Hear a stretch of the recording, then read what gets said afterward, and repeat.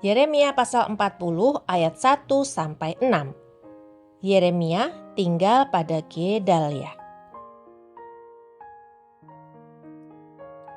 Firman yang datang daripada Tuhan kepada Yeremia sesudah ia dilepaskan dari Rama oleh Nebuzaradan, kepala pasukan pengawal, yang telah menyuruh untuk mengambilnya, terbelenggu pada tangannya di tengah-tengah semua orang buangan dari Yerusalem dan Yehuda yang hendak diangkut ke dalam pembuangan ke Babel.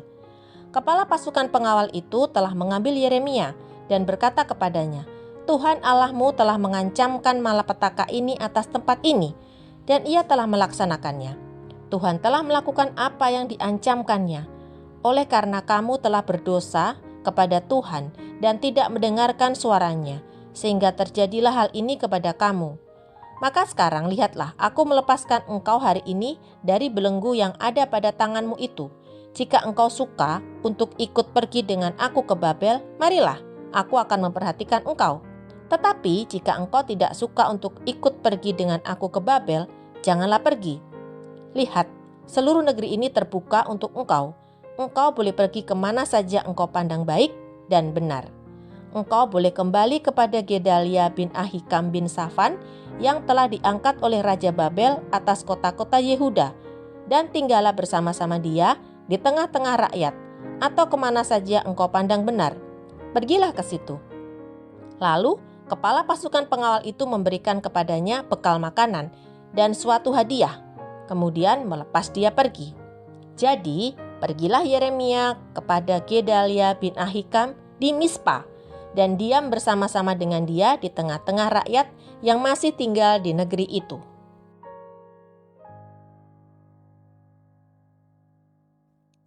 Ayat 7-16. Masa Gedalia menjadi gubernur dan pembunuhannya. Ketika semua panglima tentara yang masih berada di luar kota dengan orang-orangnya mendengar bahwa Raja Babel telah mengangkat Gedalia bin Ahikam bin Safan atas negeri itu, dan bahwa kepadanya telah diserahkan pengawasan atas laki-laki, perempuan dan anak-anak, yaitu dari orang-orang lemah di negeri itu yang tidak diangkut ke dalam pembuangan ke Babel, maka pergilah mereka kepada Gedalia di Mispa. Mereka ialah Ismail bin Netanya, Yohanan bin Kareah, Seraya bin Tanhumet, anak-anak Efai, orang Netofa itu, dan Yesanya, anak seorang Maaka, bersama dengan anak buahnya. Lalu bersumpahlah Gedalia bin Ahikam bin Safan kepada mereka dengan anak buah mereka, janganlah kamu takut untuk takluk kepada orang-orang Kasdim itu. Tinggallah di negeri ini dan takluklah kepada Raja Babel, maka keadaanmu akan menjadi baik. Dan aku sendiri, aku menetap di Mispa untuk bertindak sebagai wakil di depan orang-orang Kasdim yang akan datang kepada kita. Tetapi kamu ini, kumpulkanlah saja hasil anggur, buah-buahan, dan minyak. Kemudian simpanlah sebagai persediaan, dan tinggallah di kota-kota di mana kamu hendak menetap.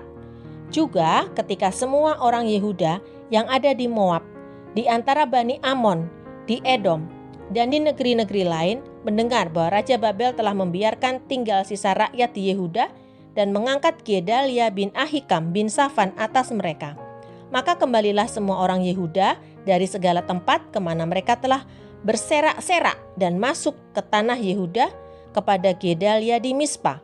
Mereka mengumpulkan hasil anggur dan buah-buahan amat sangat banyaknya.